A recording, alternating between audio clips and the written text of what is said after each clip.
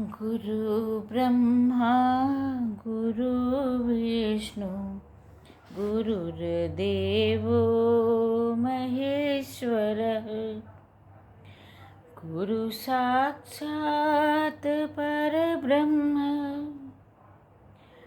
तस्मै श्री गुरुवे नमः। तस्मै श्री गुरुवे नमः।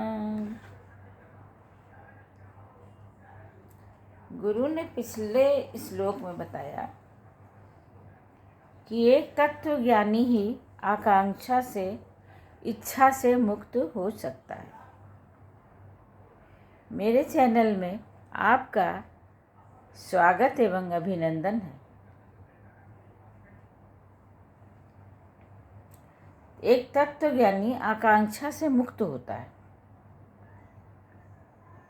जो भोगे हुए और न भोगे हुए विषयों में अनासक्त हो जाता है। और ऐसा तत्व ज्ञानी दुर्लभ होता है।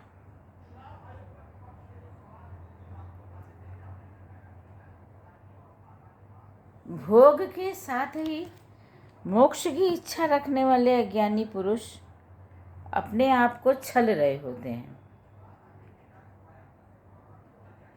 और ऐसे महापुरुष विरले होते हैं जो न भोग में आसक्त हैं, न मोक्ष के, न उनको मोक्ष की इच्छा है।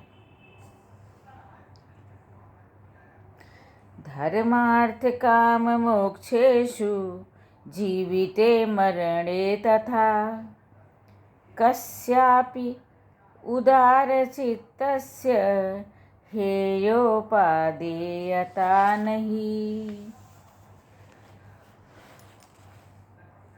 अर्थ है, जिसका चित्त उदार है वह चारों पुरुषार्थी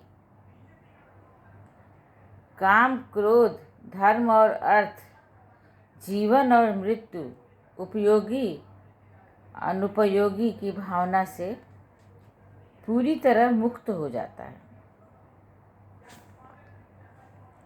अर्थात उसमें किसी भी लाभ, हानि और त्याज्य का कुछ त्यागना ही नहीं है। जब प्राप्त ही नहीं किया तो कुछ त्यागना भी नहीं है, तो उसमें अंश नहीं होता है।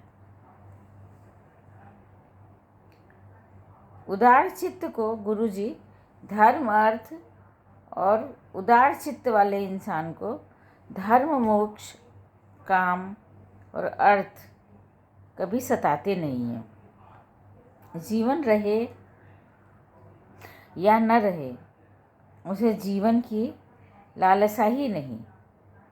आत्मा अजर अमर है, वह इस सत्य को जानती है। वह कल भी था और आज भी है, कल भी रहेगा। वह हर क्षण, हर कण में रहता है।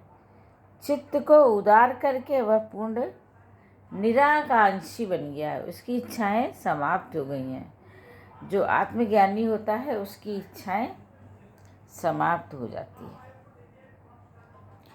वाञ्छान विश्वविलयेन द्वेषः तस्य च स्थितौ यथा जीविकया तस्माद् धन्य आस्ते यथा सुखम।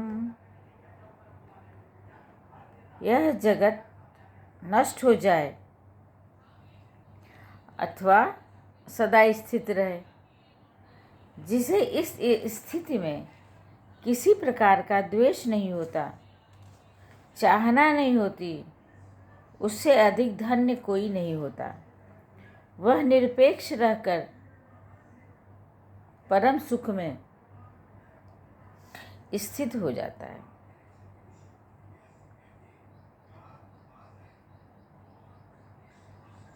अब उदार चित्त किसको कहते हैं और परम सुख किसको कहते हैं? उदार चित्त होने का अर्थ है कि स्वयं में देखना। जो स्वयं में है वही सभी में देखना, यही उदारता है। कोई मुझसे भिन्न नहीं है। और उदार चित्त में द्वैत नहीं होता। जहाँ द्वैत नहीं वहाँ कोई विषय ही नहीं। और परम सुख क्या है? यह जगत नष्ट हो जाए या सदा स्थित रहे, जिसे इस स्थिति में किसी प्रकार का द्वेष नहीं होता, चाहना नहीं होती, उससे अधिक धन्य कोई नहीं होता। निरपेक्ष रहकर भी जो परम सुख में स्थित होता है उसको अज्ञानी कहते हैं, ज्ञानवान कहते हैं। जो परम सुख में स्थित हो जाता है उसको ज्ञानवान कहते हैं, और जो नहीं हो पाता उसको अज्ञानी कहते हैं।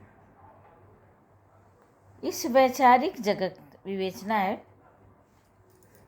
अनुदार चित्त जो है स्वार्थी होता है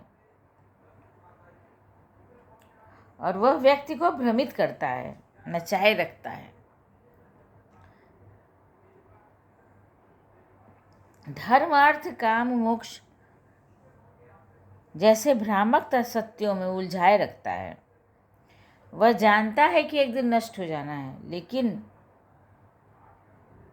कितनों को मरते देखा है। जो कल था वो आज नहीं है। मृत्यु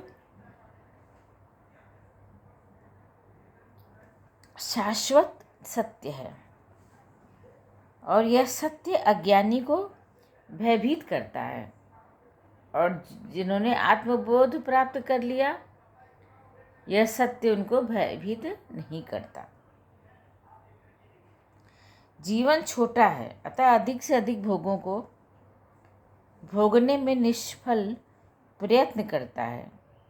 यह नहीं कि वह सही है या उसे अच्छा लगा तो ग्रहण किया, अन्यथा त्यागी बन गया। ये अनुदार चित्त के कुप्रभाव हैं। यह वैचारिक जगत भी कैसा है जो घोर अज्ञानी है। सुई के स्थान पे तलवार प्रयोग करता है।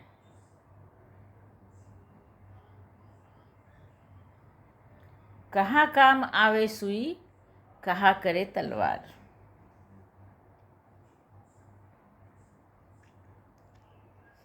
जहाँ सुई का काम है वहाँ तलवार का प्रयोग नहीं किया जा सकता। स्वघोषित ज्ञान गुरुओं में कुछ ऐसे भी हैं जो विश्व को विकार रहित बनाने का यह उपाय बताते हैं कि एक बार महाप्रलय होकर विश्व नष्ट हो जाए और पुनः सृजन हो तो नई सृष्टि विकार शून्य होगी। क्या उत्तम विचार हैं। अष्टावक्र ऐसे अवघड़ ज्ञानियों को धिक्कारते हैं कि आँख में दर्द है तो उसमें दवा की 2 बूंद डालनी चाहिए या आँख निकाल देनी चाहिए। यह आपके लिए प्रश्न का उत्तर दीजिए। अगर आँख में दर्द है तो उसमें दवा डालनी चाहिए या आँख को निकाल देना चाहिए।